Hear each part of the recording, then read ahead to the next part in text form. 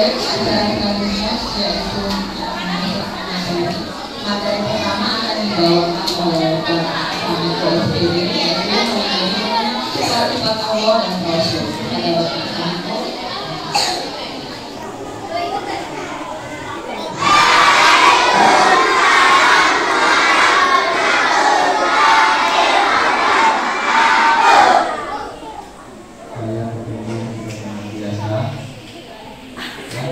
Kita menghormat baginda Rasulullah dengan sholawat.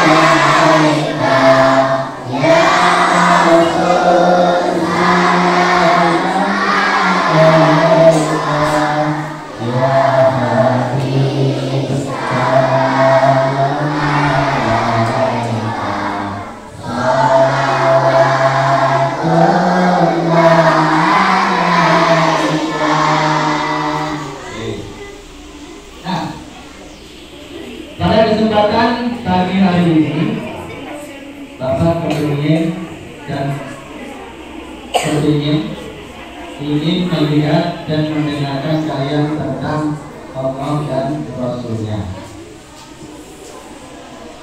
Nah, mungkin dalam teorinya kita sudah paham siapa Allah? Tuhan. Tuhannya siapa? Tuhannya Allah. Allah itu Tuhan. Tuhannya Allah. Kok diberkati saja? Nah, Allah itu adalah sebagai penguasa tunggal alam semesta. Nah, sebelum kita mengenal diri kita, sebelum kita memahami diri kita, maka kita harus memahami dan harus mengerti sifat daripada Allah. Ada yang masih ingat?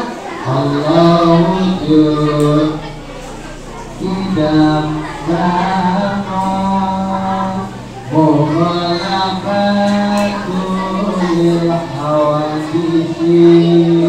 Apa makna wujud? Ada. Allah itu ada, ya. Tetapi keberadaan Allah tidak bisa kita sifati dengan panca indera, tetapi bisa kita rasakan, bisa kita nikmati dengan kehadiran Allah itu yang melingkupi segala sesuatu, ya. Allah itu melingkupi segala sesuatu.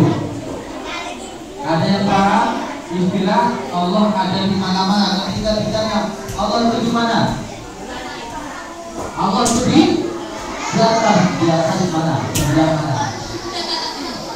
Allah ada di atas mana? Di langit. Kalau Allah di langit berarti Allah itu butuh tempat. Sementara Allah itu dinafikan atau ditiadakan dari tempat, waktu dan zaman. Jadi Allah tidak terkait dengan masa, zaman, waktu dan tempat. Itu tidak terkait di situ. Sehingga apa? Allah itu tidak bisa kita sifat. Laisa kamitslihi syai'un. Allah tidak sama atau tidak ada yang menyerupai satupun di dunia ini dengan Allah. Laisa kami sendiri sayun. Tidak ada satupun yang menyerupai, tidak ada satupun yang menyamai, tidak ada satupun yang sepadan dengan Allah. Qul huwallahu Allahu lam yalid wa lam yakul lahu. Ini konsep dasar daripada sifat Allah.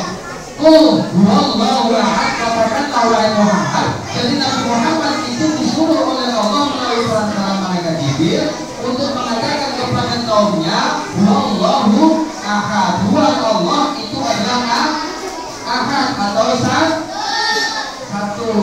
Allahu Sohan. Allah itu tempat bergantung. Allah itu tempat kita meminta. Allah itu tempat kita memohon. Walaupun nanti pertolongan atau apapun yang diberikan oleh Allah itu nanti ada perantaranya, mungkin adalah pesuruh Allah yang dikenal dengan malaikat. Contoh sederhana, ya, ketika kita mendapatkan surat dari wali kota, kita akan dengan bangga misalnya, ini contoh misalnya surat mana ini?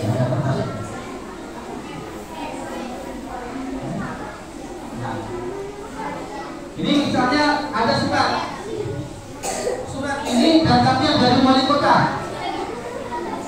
Kita dapat surat karena yang mengundang wali kota kita mau memberikan bodi, dikasih tahu dengan bangga ngaku. Lihat nih, aku dapat surat dari wali kota. Lihat nih, aku dapat undangan dari wali kota. Nanti kita lagi, dapat undangan dari wali kota. Ya. Itu analognya. Apakah ketika kita dapat undangan dari wali kota sendiri yang akan? Belum tentu. Bahkan mungkin banyak tidaknya. Sama dengan kita, ketika kita bermohon, ketika kita meminta kepada Allah, kemudian ketika Allah memberikan rezeki kepada kita, tidak mungkin Allah itu akan datang langsung kepada kalian. Ini wali ini najwa, baca ilmu ini. Tidak seperti itu, ya. Artinya apa? Allah memiliki pesuruh, memiliki para malaikat yang bertugas dan melayani kepada Allah Subhanahu wa Ta'ala. Itu contoh analognya. Nah, kebesaran dan keagungan Allah. Nah, Bapak kepingin tanya, siapa yang biasa atau pernah sakit? Yang pernah sakit? Nah, semuanya pernah sakit. Sekarang mengerucut yang pernah sakit kepala. Semuanya pernah sakit kepala. Alhamdulillah. Itu menunjukkan bahwa kita ini adalah masih memiliki sifat basariah, sifat manusia. Manusia itu ya sakit, ya sedih, ya gembira, dan seterusnya. Oke, coba Bapak beri maju satu. Yang laki-laki. Sini. Yuk, sini. Ini ada pakai sopok, siapa ini? Ya, itu. Ini di depan dulu.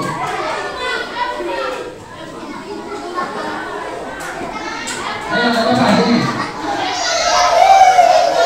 Rezeki, wah namanya luar biasa. Ya, kemana-mana dia dapat rezeki. Alhamdulillah. Nah, tadi katanya pernah sakit kepala. Ya. Pernah sakit kepala. Sekarang Bapak tanya, wujudnya sakit kepala seperti apa?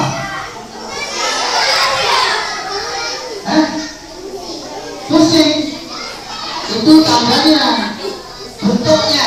Yang Bapak tanyakan bentuknya. Itu adalah akibat sakit kepala pusing. Ya. Terus jalannya beleng-beleng. Jangan tak beleng-beleng, goyang-goyang. Nah, jadi sakit saja. Terus warna sakit itu apa?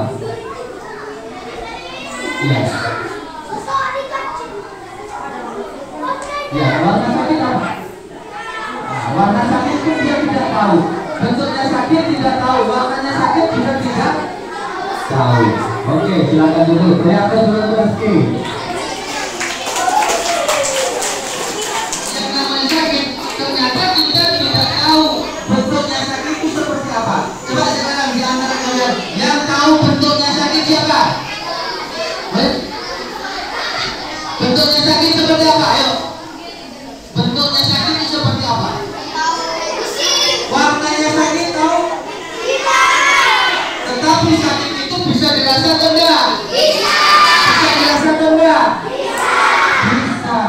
Sama dengan Allah Subhanahu wa Ta'ala. Ya, keberadaan Allah bisa dirasakan, wujudnya angin, wujudnya alam semesta. Kalau misalnya kita sederhana, kalau ada kotoran unta pasti ada ontanya. Kalau ada kotoran sapi berarti ada.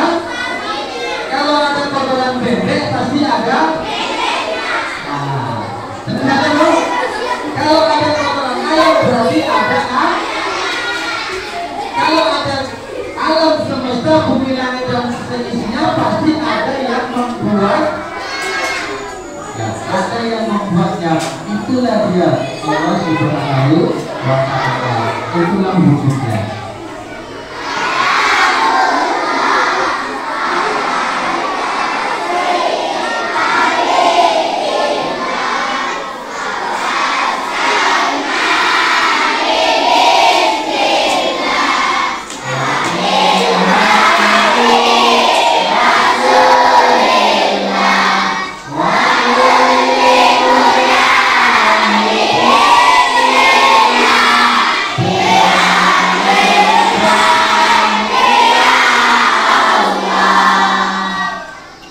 Dari awal sampai akhir, dari zamannya Nabi Adam alaihissalam sampai dengan saat ini, Allahnya itu tetap satu, tetap Allah yang dulu sama dengan Allah yang sekarang. Tinggal bagaimana kita membangun keyakinan itu, ya.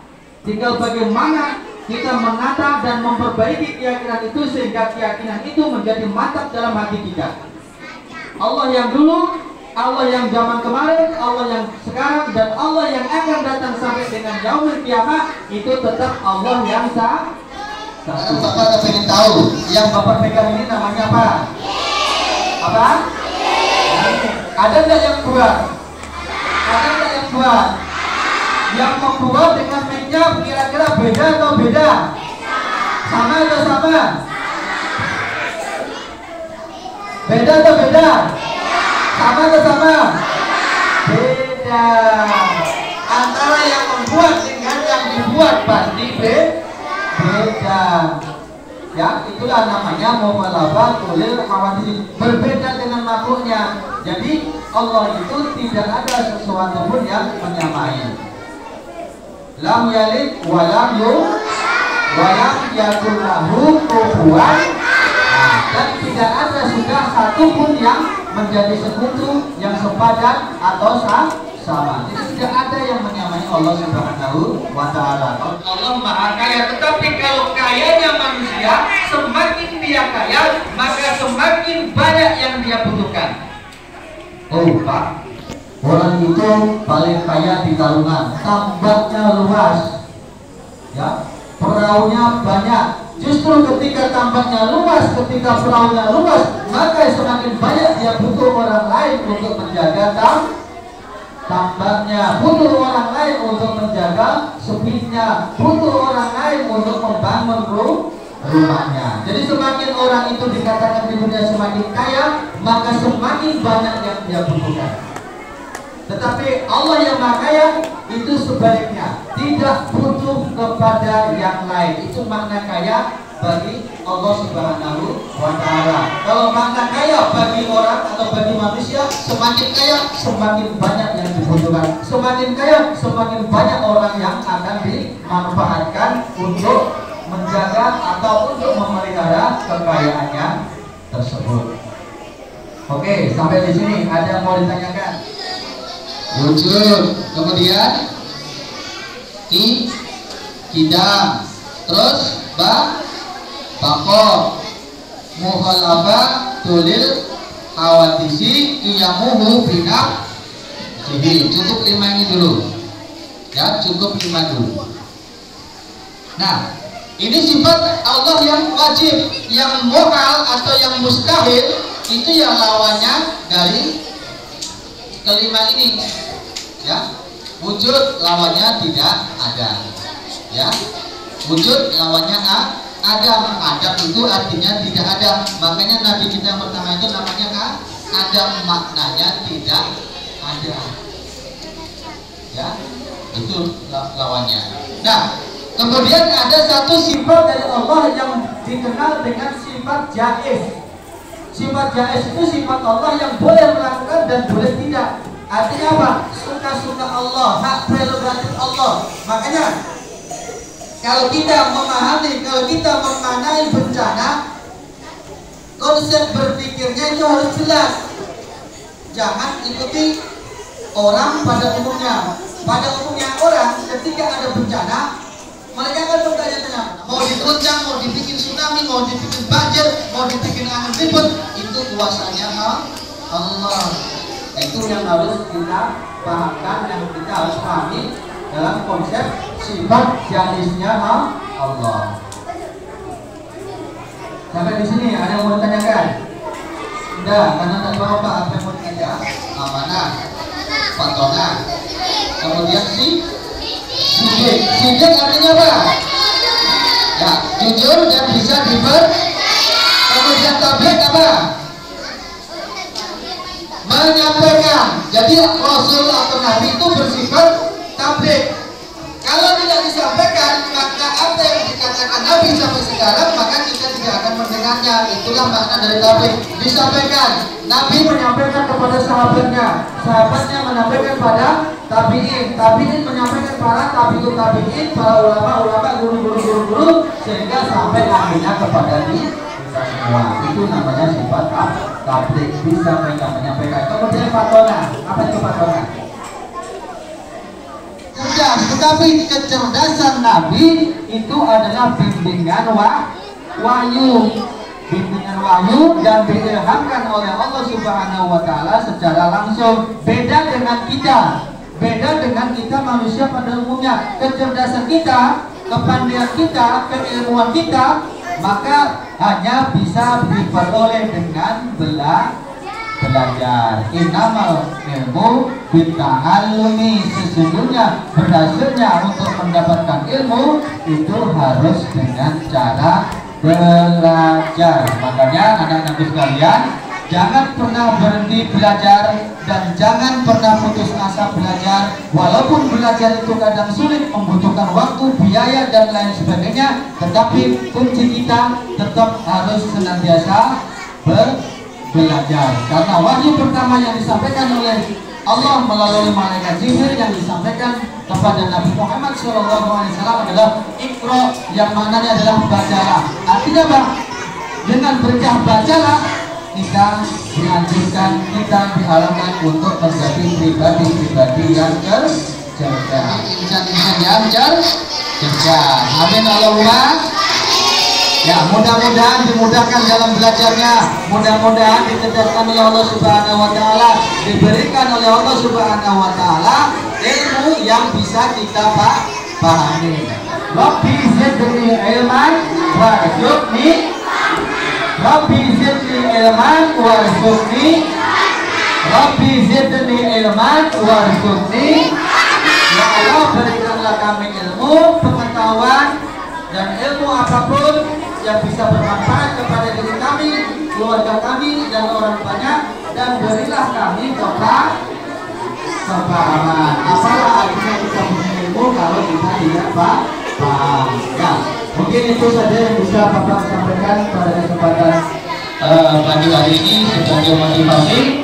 Kurang lebihnya mohon dimaafkan. Bapak ini Assalamualaikum warahmatullahi wabarakatuh.